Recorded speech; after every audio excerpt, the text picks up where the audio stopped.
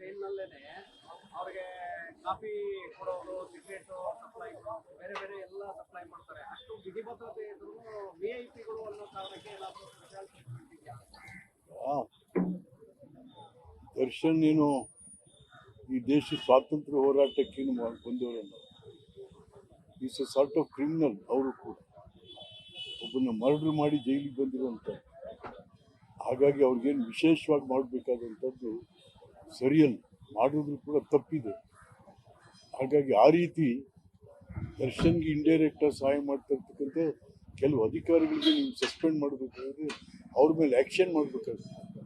ಹಾಗೆ ಈ ಜೈಲಲ್ಲೂ ಕೂಡ ಸರಿಯಾದ ರೀತಿಯಲ್ಲಿ ಇಲ್ಲ ಅಂತ ಮತ್ತೆ ಯಾವ ರೀತಿ, where is the administration the state?